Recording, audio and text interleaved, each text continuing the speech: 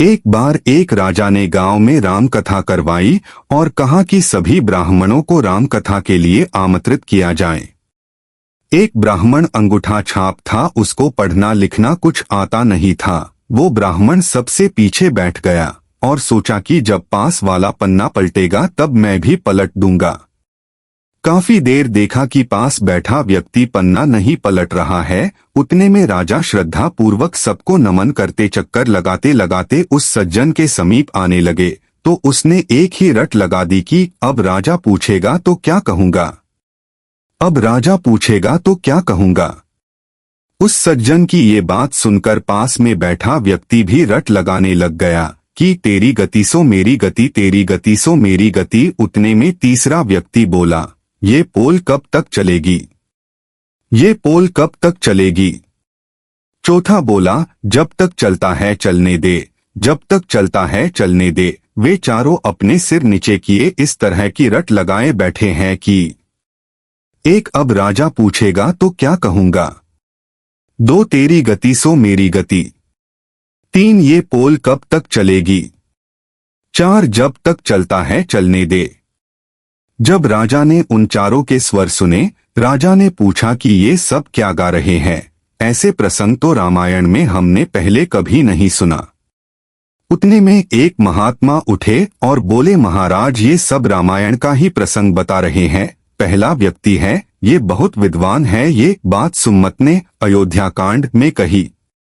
राम लक्ष्मण सीता जी को वन में छोड़ घर लौटते हैं, तब ये बात सुम्मत कहता है कि अब राजा पूछेंगे तो क्या कहूंगा, अब राजा पूछेंगे तो क्या कहूंगा। फिर पूछा कि ये दूसरा कहता है कि तेरी गति सो मेरी गति। महात्मा बोले, महाराज ये तो इनसे भी ज्यादा विद्वान है। किष्किंधा कांड में जब हनुमान जी राम लक्ष्मण जी को अपने दोनों कंधे पर बिठाकर सुग्रीव के पास गए, तब ये बात राम जी ने कही थी कि सुग्रीव तेरी गति सो मेरी गति, तेरी पत्नी को बाली ने रख लिया और मेरी पत्नी का रावण ने हरण कर लिया। राजा ने आदर से फिर पूछा कि महात्मा जी ये तीसरा बोल रहा है कि ये पोल कब तक चलेगी, ये बात कभी किसी संत ने नहीं कही। महाराज बोले, ये तो और भी ज्ञानी है। लंका कांड में अंगद जी ने रावण की भरी सभा में अपना पैर जमाया, तब ये प्रसंग मेघनाथ ने अपने पिता रावण से किया कि पिताश्री ये पोल कब तक चलेगी। पहले एक वानर आया और वो हमारी लंका जलाकर चला गया और अब ये कहता है कि मेरे पैर को कोई यहाँ से हटा दे तो भगवान श्री राम बिना युद्ध किए वापस लौट जाएंगे। फिर राजा बोले कि ये चौथा क्या बोल रहा है। वो बोले, महाराज ये इतना बड़ा विद्वान है कि कोई इनकी बराबरी कर ही नहीं सकता। ये मंदोदरी की बात कर रहे हैं। मंदोदरी ने कई बार रावण से कहा कि स्वामी आप जिद छोड़ सीता जी को आदर सहित राम जी को सौंप दीजिए, अन्यथा अनर्थ हो जाएगा। तब ये बात रावण ने मंदोदरी से कही कि जब तक चलता है चलने दे।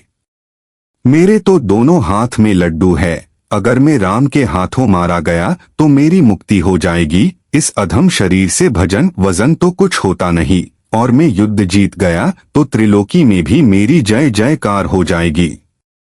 राजा इन सब बातों से चकित रह गए। बोले कि आज हमें ऐसा अद्भुत प्रसंग सुनने को मिला कि आज तक हमने नहीं सुना। राजा इतने प्रसन्न हुए कि उस महात्मा से बोले कि आप कहे वो दान देने को राजी हूँ।